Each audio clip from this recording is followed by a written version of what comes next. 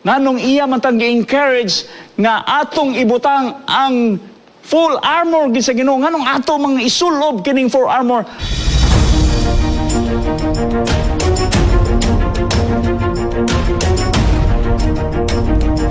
Itong ni makita ang atong pagtuon karon sa buhat. Ako mong gihangyo nga atong ablihan ang atong Biblia sa buhat. Kining buhat kun atong subayon, kining pirmiro nga mga chapters gikan sa 1 paingon sa 13 nagisgot ni mahitungod sa pag-ibanghilyo sa mga disipulo. Specifically, kung atong sugdon kining katunga niining buhat, mao kini ang pag-ibanghilyo ni Apostol Pablo. So niya dinhi ang first, second, and third missionary journey. So karon atong hisgutan dinhi ang panahon nga si Apostol Pablo na priso. Asa man siya na priso, ato ning hisgutan karon. Ato sang basahon ang permero nga teksto nga makita sa buhat 16 bersikulo 11 paingon sa 10 ingon. Therefore sailing from Troas. Asa man ning Troas? Unsa man gining Troas di ay? Ang Troas sa una nga panahon gitawag og Troy. Siguro makahinumdum mo kung unsa ni karo ako sang basahon ang teksto nang ingon, we ran a straight course to Samothrace. And next day came to Neapolis, and from there to Philippi, which is the foremost city of that part of Macedonia, a colony, and we were staying in that city for some days. Now, atong hisgutan kining mga lugar dinhi, ako ni karong ipakita ninyo kung asa dapit ni sa mapa, aron inyo po kung masunod kung asa tapaingon karon ang atong mensahe. So, gikan sa Troas, nga gitawag og Troy, unya niadto ta sa tunga-tunga sa dagat kay kining atong gisgutan karon nag-sailing man ni, so barko o lansa ang gisakyan. Paingon dito sa tunga-tunga sa kadagatan sa between sa Turkey ug sa Greece nga gitawag og Samothrace. And the next day came to Neapolis. Ang Neapolis sakop ni sa Greece. And from there to Philippi. Kanang Philippi is one of the cities sa Greece sa una nga panahon, pero karon kung imong tan-awon is just the ancient city. So wala gid sa ang lugar, wala na gid sa kining gitawag nato nga modern city of Philippi, which is the foremost city of that part. Okay. Actually, kung atong subayon ang Biblia, it's not really the foremost, ang pinakailado nga lugar. Kaya ang pinakailado nga lugar, siguro sa interpretasyon sa Biblia, birog na ay niliko gamay, pero kung atong subayon gyud ang Biblia, actually, Philippi is not the foremost city at that place, but it's Neapolis. Pero ang Neapolis, lahi na ang pangalan karon. Atong subayon. So kung mauning mapa, dinhita nagsugod ni ining gitawag og Troy. So ang Troy, right now and right before, it is found in Turkey. So sa Turkey ni sa una, gikan sa Turkey, kung atong subayan ang Turkey has a lot of biblical basis places. No, ang atong seven churches katong atong seven churches sa Revelation naani tanan sa Turkey. So dili ta matingala nganong ang Troy naapon sa Turkey kay ngano man Asia Minor man ni sa una. So dinhi nahitabo kun ato ganing subayon ng Biblia naa dinhi ang Garden of Eden sa Turkey. So ang seven churches naa dinhi ang Garden of Eden naa dinhi. So dili ta matingala nganong ang Turkey is one of the visited places in the world because of the biblical history. Now, Troy. Mao ni siya ang Troy. Sa pag-adto na mo dito sa Troy, kung nakahinumdum mo atong salida nga Troy, kanang sa likod na mo, kanang sa among picture sa likod, mao na siya ay gift nga gihatag sa kontra sa Troy, mao na nga ang Troy, ang city of Troy was destroyed. Siguro nakahinumdum mo aning salida sa Troy. Okay. So the movie Troy, kung wala pa mo makikita ni, I want to invite you to see this movie. It has a lot of history. So naadiha puno kayo ni siya sa history. Siguro na ay mga twist gamay aron lang yun nga mugana ang film, pero mao gini siya partly history gini siya mahitungod sa Troy. Then akong isaysay niyo ang mapa kung asa dapit ning biyahe si Paul, unsay nahitabo sa iyang pagbiyahe niya. We started with Troy. O niya, misunod paingon sa Samothrace, which is the middle of the Aegean Sea. O niya, niadto dayon ta sa Neapolis. Ang Neapolis sa una, ang tawag nila karon is Kavala. So I want to show you what is Kavala is all about. So this is Kavala. Now, Kavala is a huge city, dako nga syudad. O niya, makita nimo dito, guwapo kayo yung lugar kay you can go to the beach and you can go to the port, which is a lot of sightseeing. O niya, makapapicture ka, daghang kay mga restaurant dito. O niya, mauni siya ang city gyud kung imong tanawon, kanang magpicture ka sa layo, muni ang city imo makita, hilabi ang gwapuhan ning Kavala. Sa olden times, gitawag ni siya og Neapolis. We traveled from Kavala, siguro mga usa ka oras, yan naabot mi sa Philippi. Now, Philippi is, sa una nga panahon, is one of the visited places, kay nahimon siyang usa ka mga sentro nga lugar sa panahon sa mga Roma.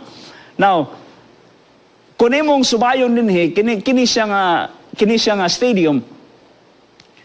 Dako kayo nga stadium kung imong tanahon. Unya, akong ipakita niyo ang whole stadium, half raman ni siya ang gipakita. So kini siya nga stadium, ilan ning ginagamit sa una. One of the activities that is happening here in this stadium is this one. Kining kung nakakita na mo aning salida nga gladiator, mauni siya usa sa mga events nga imong makita dinhi sa kining ilahang stadium. Nakahinumdum siguro mo kung unsay nahitabuan ni, di ba? Nga ilang ipaaway tanan nilang mga servants kung kinsay pinakaligon. Ang katong pinakaligon gyud ilang hatagan o kagawasan nga makagawa sa lugar. Pero mao lagi kamatayon ang ipuli sa imuhang pagpakik-away sa imo ra pong kauban nga mga servants. Unya by group ni sila, hangtod nga kung kinsa tong group nga pinakakusog, mo to'y mahimong magdumala sa kining ilatanan nga mga mag-aaway. Now, mauni siya ang syudad. Ganina ato nakita ang stadium. Karon mauni siya ang syudad sa Philippi. Unya, kung imong subayon, dili na kaayo nimo makita ang tagas nga mga building, pero mao gini siya kadakon ang syudad sa una sa panahon ni Jesus. Unya, didto mi niadtong gitawag og prison sale, katong prisuhan ni pero dili kay kumutuo nga dinhi gyud according to the guide siya nga murag dili tinuod kay ang giingon sa Biblia nga didto sa marketplace gipriso si Paul and Silas. Pero kini siya manggod kining prisuhan nga gipakita sa mga naanan ni atbang sa public market. So mutabok na ka og karsada, so possible nga dili gini siya mao ila lang siguro ning gibuhat para nga naatay makita nga mo ni prisuhan. Pero dili ako motuogi ko nga dili gini siya kay kun atong basahon ang Biblia naagil sa marketplace ato ganing basahon karon sa Acts 16. Verses 16 to 19. Now it happened as we went to prayer. Siguro mangutana ta, nganong gipriso man si Paul o si Silas? Unsa may sala ni Paul and Silas? Mauni siya ang istorya. Mauni siya ang hinungdan nganong gipriso silang duha. Now it happened as we went to prayer that a certain slave girl possessed with a spirit of divination met us, who brought her masters much profit by fortune telling. So unsa ko no? Kini ko no nga babae. Na kuno siya babae nga nakitaan nga ga fortune telling. Makabalo siguro mo unsa ning fortune telling. nakahinumdum ko sa akong asawa sa una nga iyang istorya nako. Kung classmate mo sa akong asawa, paminaw mo. Wala ko nang igo og tawo din hiya. Ako experience rin. So, sa una daw, gipasangilan siya nga nangawat siya sapatos. So, tungod kay ang iyang mga rumit nilaban niya, ingon siya nga asa may maayo og moadto ta sa dumingag kay naay tawo dito nga mutug-an kung kinsay nang awat sa sapatos. So tungod lagi kay curious niya, di pod gusto nga mapasangilan, nangadto sila dito sa dumingag kay gusto sila nga makabalo kung kinsay nang awat sa sapatos, kung kinsa ba gyud kay dili man gyud siya nang awat. Sa dihang nangutana na sila atong fortune teller, katong mutug-an sa future, ingon dayon siya nga, no, dili ikaw may nangawat, apan ang nangawat dili makapasar sa examination, unya dili manggani siya makahuman sa iyang pag-eskwela. So ilan ang gidudahan, nakabalo na sila kung kinsay nang hilabot tungod ani nga istorya, unya ingon nga bugay-bugayon siya. O niya, naapoy chance nga makapangutana kabisan unsa. So nangutana siya, taga-asa man ang akong bana. Okay, mauman to ilang tuyo. Sila tanan nangutana kung unsa may future na ko nga bana, asa man ako makitaan, asa dapita, taga-asa siya. Matod pa sa katong fortune teller, ingon siya nga, ang imong mabana, mutabok pa ka og dagat. Porang natunong pod mga kapaglaom kay sa among kami niyon kung nakadungog mo sa akong series sa una nga ang akong asawa ning biyahe gikan sa Amerika dito mi nagpakasal sa Thailand. O niya nagkita mi sa akong asawa 2 days before sa wedding. So, porang natinuod pod. Pero mo siya hinungdan ngano nga gipapriso si Paul and Silas. Kung atong basahon sa bersikulo 17, this girl followed Paul and us and cried out, saying, these men are the servants of the Most High God, who proclaim to us the way of salvation. And this she did for many days. But Paul, greatly annoyed, turned and said to the Spirit, I command you in the name of Jesus Christ to come out of her. And she came out that very hour. But when her masters saw that their hopes of profit was gone, they seized Paul and Silas and dragged them into the marketplace to the authorities. So this is the reason.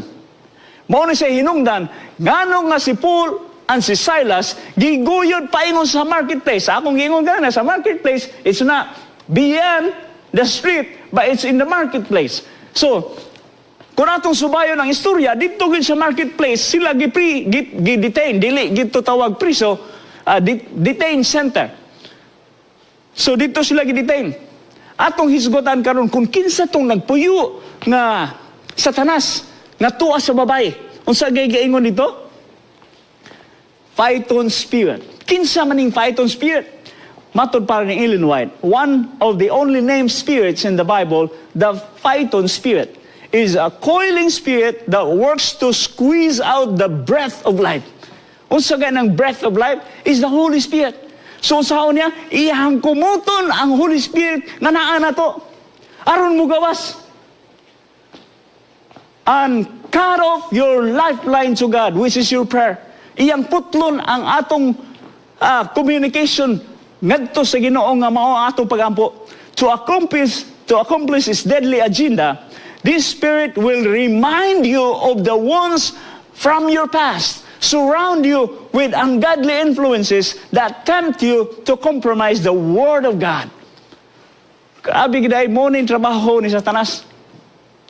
Muna akong naminaw mo sa ato yung pagsugod sa atong series nga ang Ginoo, ang iyahang righteousness, iyang gi-impute na to. Once gani nga atong isurrender atong sala sa Ginoo, i-impute niya ang iyahang righteousness na to aron kita mahimong matarong. So ang gihimoon sa Phaeton spirit, iya kang i-diskuryo, iya kang ipahinumdum sa imong karaan nga sala, katong guna nga niya sa imong kasing-kasing katong guna na sa imong lawas, iyang gusto nga maputol to. Imbes nga giuli na sa Ginoo, gusto niya nga putlon, kaya nga naman, mauning chance nga iya kang mabira, iya kang mahulbot, gikan kang Jesus.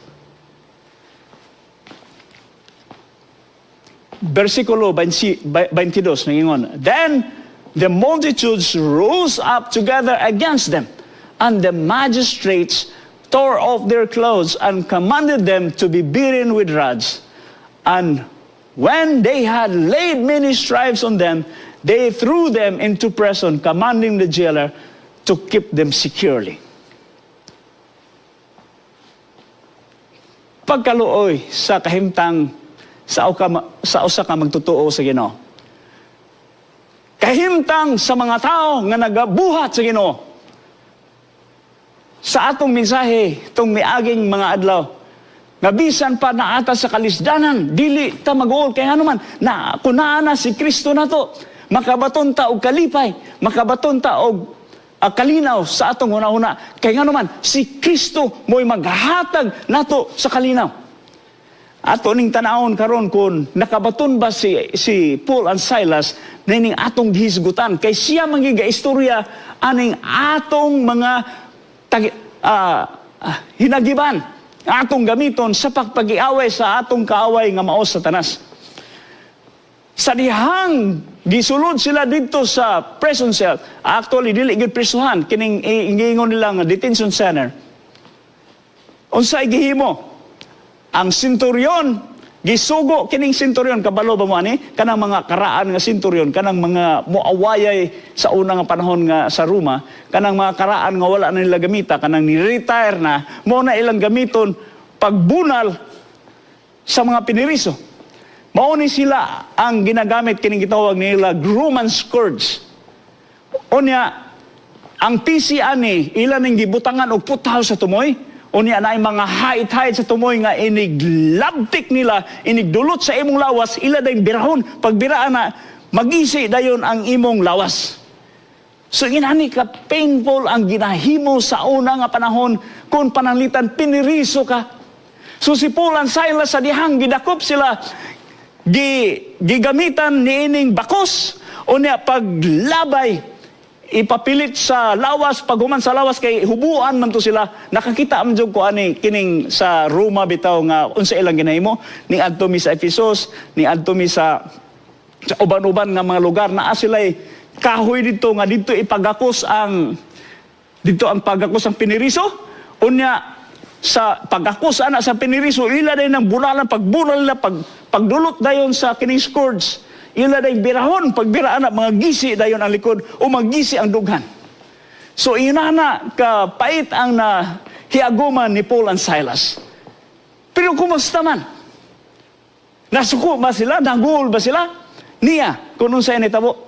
Versikulo 24, having received such a charge, he put them into the inner prison and fastened their feet in the stocks. Now, aside nga gipriso, gibutang dito sa pinakaubos nga prisuhan, ang ila paging gitiil, gipangtaklapan o kining kahoy, aron dili sila makaliok. So ang ilang mahimura gyud mao ang pagsandig dito sa wall, o niya pagdungo. So maura na ilang mahimo, dili po sila kaibot sa ilang tiil, kay gihigtan man ang tiil ni ining kahoy. So ato nakita ako nung sa kapait, aside nga gihigtan nilang tiil, daghan kay silang samad, unsay number one nga kontra kung naa ka ani nga lugar. So ako manggipicturan tong ilang gitawag og prison cell. Mao ni siya ang kahugaw dito sa sulod. So imong ma-imagine kung unsay kontra kung ikaw naay daghang samad. So kung naa ka dito, ang number one nga kontra mao ang bakterya. So kung ang bakterya mosulod sa imong samad, sa diha-diha mamatay ka sa infection. So mao ni siya ang lugar, hilabihang paita nga naa ka dito. Nausultian ta ka nga katong gihimo sa mga magistrates nga gibunalan, gikulata si Paul and Silas, dako kayo tog supak sa balaod sa mga Roma. Kay atong panahona ang taga-Roma, naagid sila ipasundayag nga ilag yung ipasulabi ang kalinaw kung sila magdumala sa Israel. Pero ang nahitabo, Dili na mo nahitabo. Ang nahitabo, opposite sa ilang giingon. So, dunay mga reasons nga ilang gisupak ang kabalauran sa mga Roma. Niya, number 1. Drugging in the marketplace is against Roman law. So, katong ilang pagguyod kang Paul and Silas, nga wala gani kasalanan, wala gani nahibalan kuno sa sala, that was against Roman law. Number 1, nga ilang gihimo, nga unlawful against Paul and Silas. Number 2, giving punishment without investigation. That is number 2, loopholes that was done against Paul and Silas. Number 3, punishing a Roman officer. Now, hinumduman na to, nga si Paul, samtang wala pa siya mahimong Paul, he was Saul at the time, and he was the second to the highest officer sa iyang lugar. So siya mo sinaligan, nakahinumdum mo sa una sa pagpatay kang Stephen. Kinsay nagtindog dito nga nagkaman, nga ipapatay Stephen, that was Saul. So si Saul, dili ordinaryo nga tao, dili ordinaryo nga Roman officer. Kaya nga naman, natawo siya sa lugar nga taga Roma, so he is an automatic Roman officer. O niya sa dihang, wala pa siya nahimong Kristohanon, hinahimo siyang dako-dako sa mga Roma, nga siya mo'y mag-vote kung kinsa iyang gustong patsyon. Number 4, casting 2 Roman citizens, officers to prison is against Roman law. So mauni siya ang gipangsupak sa tanang mga magistrates nga ilang gihimo kang Paul and Silas. Nakahinumdum ko sa akong eksperyensya, permiro yung naabot sa US. Agosto 19, nagbiyahe ko paingon sa Texas. Gisugo ko ni Ate Z, kanang among gipuyan sa una kay gikan mig South Dakota, unya ning decide mi nga mupuyo og dito sa California. Wa mamibalay. So, nanghangyo rami dito kang Ate Z nga pwede ba mi nga mupuyo nila sa samantala nga wala pa mi balay. Si Ate Z usa ka maayo kay nga tao. Ako din siyang gipangumusta na siya diya siguro diri karon sa Bagong Taas. Salamat kay sa imong pagkupkup na mo sa una te. Apan usa ka adlaw niya na iya kong gisubo nga boy, maay siguro nga imong kuhaon akong mga butang dito sa Dallas, sa Fort Worth. Kay imong dalon paingon din sa California. So kining suguon ta, malipay mapunta nga saligan ta nga suguon ta. Unya kay naaman to kauban nga si Kuya Simi kanang banaro ni Ate Si kay uli tao pa man ato sa una nga panahon. Kami mo'y duha nga gisugo pagpakuha atong mga butang dito sa Texas. Karon pirmiron dato ang sabot ato nga magsakay mi atong pick-up, ako'y mag-drive sa pick-up paingon sa Texas, gikan sa Texas mag-drive ko sa U-Haul pabalik dito sa California. Pero sa dehang naibalaan nga wala ko'y California driver's license, dili mo sugot ang igsoon ni Ate Si nga mo drive ko sa pick-up nga dalon dito sa Texas. So ang nahitabo, gilukatan mi og ticket nga mo sakay mi og bus gikan dito sa California paingon sa Texas. Wala ko makabalo nga moagi man di ay mi og El Paso, kanang El Paso mga kapaglaom. Munay makita na nimo ang border diha sa Mexico. So muna nga naay daghan kayo nga mga immigration center, kanang immigration nga station kay ngano ang border makita na nimo. So dili sila gusto nga daghang makalusod dito nga walay papel. So ilang gina-check up kada naay moagi nga tawo dito karon. Kay wa man mi kabalo nga moagi dai mi dito. Ug nakabalo pa lang ko nga moagi mi dito, di ko moagi kay nga naman mao pay pag-expire sa akong visa, sa akong tourist visa sa Amerika. Pag-agi na namo dito, kadlawon alas 4:30, wa ako kabantay, pagmata na ko, nanay pulis nga nangutanan ako nga, nakay passport? Do you have passport? I said, first, ayang ipangutan, do you have ID? And ako nga, I don't have ID, sir, but I have passport. Okay, can I have your passport? Paghatag na ko sa passport, iyang di okay, pag-ukay, naukayan man to, ni-expire na nga visa. So what in the world are you here? Look, your visa expires August 9, and now is August 19. And why you're here? Dito, nagsugo na ko problema. Ina ko nga naaman na immigration. Ano nga nung naabot man ko din eh. Ingon na siya nga, okay, I want to step down, pick up your things, and go with me. Katupong si Kuya Simi nga akong kauban, gipangayon siya ID. Do you have ID? Yes, I have ID, sir. Pagtanaw sa ID kay makita man na dito nga ang imong California license basta kay bisita gani ka sa una pwede man ka makuha driver's license pero temporary. Pagtanaw temporary may ang driver's license ingon siya nga na kay passport. I'm sorry sir, I didn't bring my passport. Okay, go down and come with me. So kami duha. Napagyuti usa nadakpan nga taga Guatemala nga lugar unya naa siya green card pero wala mahibalaan kung kanu siya naabot sa Amerika. So, maybe, dili tinuod ang green card. O, unsa kay nitabo ato, basta kay kaming tulo. Sa dihang dito namin sa ubos, sugod na ang interview.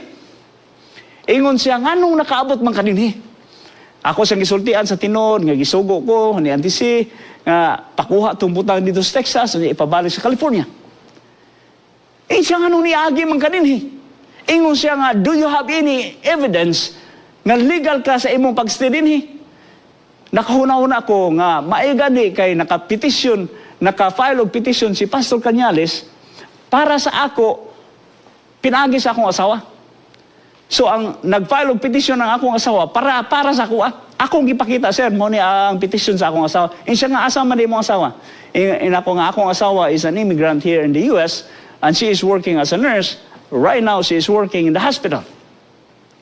Ingon ni siya, okay, I want you to call your wife and tell her that this would be your last day here in the US. Wow! Nakuratan ko. Sa dihang talag sa una nang makadungog ka ina na unya nauna kanong nakaabot man ko dito. Saya nga nganong nihapit man ko dito. Nganong nisugot man ko nga suguon ko. To tell you, atong i-shortcut, kay aron mahuman nato atong mensahe. Tuki-tuki gitanan. Gitawagan, ingon siya kay sayo pa man karon atong paaboton nga abot ang alas 8, alas 9 atong tawagan ang INS kung tinuod ba gini imong petition. Gitawagan ang FBI, itawagan ang NBI kung naa ba ko'y kaso, kung naa pa ko'y kaso ato, wala na priso nako o nakauli nako gipriso nako dito. Ingon siya nga, kabalo ba kag unsay may tabo ninyo? Nako wala ko kabalo sir. Ingon siya nga, after this human nga dili ma-prove ang imong legal stay here sa US, ipadala ka namo dito sa prisuhan, unya tulokatan kag ticket, maybe the next day pwede na ka mo fly paingon sa Pilipinas, free. Free. But do you know the consequence? Yan ako siya, can you explain, sir, what is the consequence? Ingon sa imong asawa is immigrant here in the US, but if you are deported, you can come back here in the US for 10 years. Bisag masitisin pa imong asawa, dili ka pwedeng mobalik dinhi within the 10 years period. After 10 years, depende na kung pasudlon ka sa Amerika. Inako, human, guba ang akong American dream. Now, kamong wala pa makaadto sa Amerika, katong gusto gikay mo adto sa Amerika, sultian ta mo, naapog ko ana sa una ka nang gitawag bitaw ng American dream nga ang Amerika it is the land of milk and honey. Mao gina akong una nga gusto gi ko moadto ang Amerika pero naara ka dito lisod ba na king Amerika makakatawa lang ka kay pwede bang lisura din ang Amerika abi man ako milk and honey gini. Pag atong i-shortcut nabot na alas 9 gigutom na kay mi. Kadlawon pa mi dito. Unya nangay ko pagkaon sa officer, abi man akong Amerika mohatag pagkaon kay sa Pilipinas mapriso ka tagan magpagkaon. Nako, ma'am, naamay usa ka babae dito ang officer. Nako ma'am, pwede ba nga mangayo mi pagkaon kay gutom na kayo gikan pa mi kadlawon dinhi unya wala gyud mi kakaon. Insang I'm sorry but we are not allowed to give food to the detainees. Detainees ang ilang tawag dili piniriso detainees. Unya ingon siya, but anyway, I have some crackers. If you want, I can give it to you. So iya may gihatagan ng crackers. Maay gani kay buutan tong officer, gatagan mi crackers. Ako na po siya, ma'am, pwede ba nga mangihi mi din? Hinaaba mo ihanan? Siya, no, we don't have bathroom here for you. But if you want, there is a bathroom in the prison cell. Muna nakakita ko atong bathroom dito sa prison cell, ako ipakita ninyo. So, mauni siya ang ihianan dito sa prisuhan. Na ay higdaanan o niya na ay ihianan. Inigsulod gini mo sa pultahan, kung imong makita, pultahan maginang nasa kilid sa kanang ihianan, no, di ba? Walay suga. Ingon siya nga, inako nga, pwede ba nga pasigaon na suga? Siya nga, I'm sorry, but we don't have light here. We are not allowed to give light to the detainees. Inako niya, o saan na ko papangihihan, ngit-ngit man kayo. Siya nga, you don't have to close the door. You have to open the door. Inako lingi-lingi ko, wala man po kayo mga kuan dito, mga officer. Di nangihi lang po ko dito. Inako inadi day kapait ang kahimtang kung naaka sa prisuhan. Abot ng 2:00 sa hapon. Human nagtawag tanan. Unya katong assistant officer, ingon siya nga, ay kabalaka kay akong paningkamutan nga makagawas ka dinhi. Ingon na itong head officer nga, no, this would be your last. Sige na kung ampo, nga unta makadaog tong second officer, na aron ma-release ko dinhi. Pahuman og tawag sa INS, ditsoon na to ni. Ang desisyon nagdepende sa mga tao nga tuwa sa station. So ang akong kinabuhi, ang akong paguli sa Pilipinas, ang akong pagka-deport, nagdepende ra gyud katong officer ra gyud nga naa dito nga nagbantay nako. Inako Ginoo, tapangi in taon nga i-release ko ani nila. Katong head officer gipatawag na dayon mi, ingon siya nga, this is the verdict. Ingon siya, the immigration people right there up, they said it's gonna be us. So the decision depends on us. Since I am a family man, I will give you a chance. And I will release you here. But please, don't come back. Ina ko nga, bisan paghatagan ko 1 million sa day, naging ko mabalik din hining lugar. Tuon man, nakadawat na mi og release paper, gikan dito. Ang problema, ang sakyan. Kaya sa Amerika, ang bus talag, sara kay maabot ang bus. Unya, kung naay bus, bubiyahi, tagtulo ka oras, 2 ka oras ang ginta, usa pa maabot ang bus. Unya dili pa gina, paingon dito sa ibong paingnan, mo paingon pa na dito sa uban nga lugar. Karon pag-abot sa kabas, nga gi-release nami, usara may bakante. Ingon siya nga, there is 1 vacant seat, and it is only good for 1. Now, there are 2 of you. Whoever wants to ride, let me know. Karon ayun ako, kuya, di kita magbulag ani. Kana kay usara man dili kita mo sakay ana, magpaabot kita nga kita duha makasakay. Nagpaabot mi. Karon kay ang sunod nga bus 5:00 naman. 2:00, 5:00. Pagka 3:00, nag-change shifting man. So bago na po ng mga officer, nagsugod na po og pangutana nga unsay imong kaso dinhi, unsay imong kaso. Inak mo na mapriso na gikuani ganina, gi-release na mi ani, karon mapriso na gikuani. Ako na lang i-direct ni, wala gid mi mapriso, pero nakasakay mi dito. Naa may bus nga paingon sa San Antonio, kung nakaadto mo San Antonio katong GC sa una. Paliko man to siya. Unya diri paingon ang sa Dallas, Texas. Gingnan ako officer nga naabay usa ka station before nga magbulag ang dalan, siya nga naay usa. Inako kuya, musakay lang kita na kay duha ang bakante, mao ra ginaton chance kay dili ta musakay ani mapriso na kita ni. Mao na nakasakay mi. Kaluoy sa Dios. Nakagawas mi dito. Unsa may natabo ni Paul and Silas sa dihang gipriso sila. Niya. But at midnight, Paul and Silas were praying and saying hymns to God, and the prisoners were listening to them. Wala sila magol, naa sila sa prison, wala sila magol, kaya nga naman, nakabalo sila nga ang Ginoo kuyog nila. And they were guided by God because of the armor of God. Ilang nahibalan, si Paul ganin encourage na to, nga atong suoton ang full armor of God. Kaya ron, dili ta mabalaka kung naata sa kagulanan, naata sa kalisdanan. Sa dihang naasa sa kalisdanan, wa sila magol, o sa ilang gihimo. They were praying and singing and giving testimonies. And there, the prisoners were listening to them. Bisan pa ang jailer, nga mo'y nagbantay nila, naminaw sab nila. Matod pa ni Ellen White sa sketches from the life of Paul, the apostle were left in a very painful condition. Their laceration and bleeding backs were in contact with the rough stone floor, while their feet were elevated, bound fast in the stocks. In this unnatural position, they suffered extreme torture. Yet, they did not groan nor complain, but converse with and encourage each other and praise God with grateful hearts that they were found worthy to suffer shame for His dear name. Ilang gikalipay pa ang nabutang sila atong kahimtaga. Kaya naman, ilang napakita kung kinsa si Kristo nga nagpuyo nila pagkanindot sa istorya ni Paul and Silas.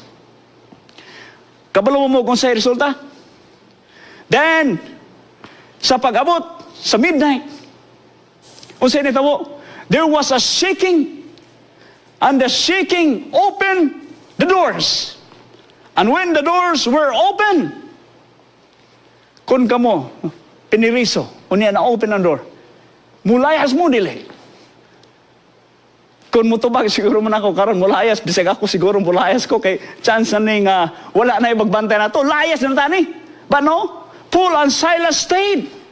They stayed. They didn't go away. Sa dihang nangitngit man ang kalibutan, sa dihang pagpasiga sa suga, nagluhod na ang jailer, kaya nga naman, og mawala ang mga piniriso, siya mo'y number one na patsyon. So mawala ang iyang kagawasan, mawala ang iyang trabaho, patsyon pa, tibok niyang panimalay. So nagluhod siya, naghilak siya, kaya nga naman, abi niya, og mo na ito iyang katapusan. Sa dihang pagpasiga sa suga, imbis nga maghikog na unta siya, ingon na yon si Paul and Silas. Ingon din si Paul and Silas, no, akong basahon. Then he called for a light, ran in, and fell down trembling before Paul and Silas. And he brought them out and said, Sirs, what must I do to be saved? Pagkanindot sa mensahe, kung layas pa si Paul and Silas, sa dihang mi-open ang gate, mi-open ang mga pultahan sa mga prisuhan. Wala pa unta siya makakumbirtir ni atong jailer. Apan ang jailer, sa dihang nakita niya si Paul and Silas, nakapaminaw sa mensahe ni Paul and Silas, samtang nagakanta, nagawali si Paul and Silas sa ilang kalisod. Ingon na siya, Sirs, what must I do to be saved? Unsay akong buhaton aron ko maluwas? Ingon din si Paul and Silas, believe on the Lord Jesus Christ and you will be saved, and you and your household. Pagkanina, kung atong i-shortcut ang istorya, sa dihang nakabalo ang prisoner, the jailer, pagkabalo nga si Paul and Silas, tao sa Ginoo. Iyang gidala si Paul and Silas dito sa ilang panimalay o nagpabautismo sila kauban sa iyang tibok nga balay. O niya iyang gitambalan si Paul, iyang gipakaon si Paul and Silas sa ilang balay. Actually, kini iyang gibuhat, supak ni sa balaod sa Roma, apan iyan yung gibuhat tungod kay iyang nagita nga ang iyang kaluwasan dito nagikan kan Kristo. Si Kristo ray makahatag niya kaluwasan. Versikulo 37. But Paul said to the officer, sa dihang i-release na sila, they beat us publicly without trial, even though we are Roman citizens, and threw us into prison.